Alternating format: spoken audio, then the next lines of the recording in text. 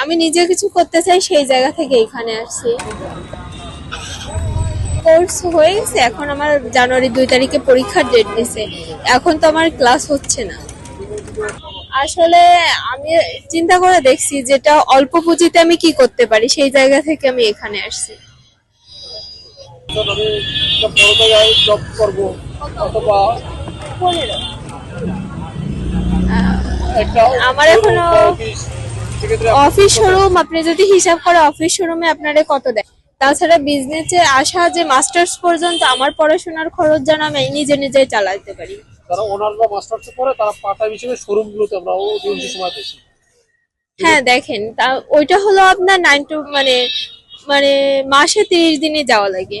শুক্রবার বন্ধ থাকে, মানে কোনো কোনো শোরুমে থাকে না, যেমন ঈদ পূজার সময় শুক্রবার দেয়। আর ওইখানে আপনার সকাল 10টা থেকে রাত 10টা পর্যন্ত ডিউটি করতে হবে। আর বেতন আপনার কত দেয়, 5 থেকে 6 হাজার। আর 1 বছর কি 2 বছর হলে তখন 10 হাজারের মতো বেতন আসে। কিন্তু এইটা আমি যদি করি 1 বছরে, এইটা করলে আপনার মানে আমার যেটা মনে হয় যে প্রতি মাসে 10 হাজারের বেশি তো আসবে। আহ, ব্যবসার পরিধি আমি নিজে থেকে বাড়াবো। আমার কারোর সাহায্য নেওয়া খুব একটা পছন্দ না, আর আমি কারোর সাহায্য নিয়ে এখানে বসিও নি সত্যি। হ্যাঁ, আমি আপুর ভিডিও দেখে এখানে আসছি। আলহামদুলিল্লাহ, আমি অনেক রিভিউ দেখছি, আপুর অনেক ভালো। যদিও আমি ফার্স্ট টাইম ট্রাই করছি, আশা করি অনেক ভালো হবে। এবং আপু একজন এডুকেটেড পার্সন, সেটাও আমি জানি। আমি নিজেও একজন হোম মেকার, যাই হোক, প্লাস একটু ছোটখাটো নিজেও বিজনেস করছি।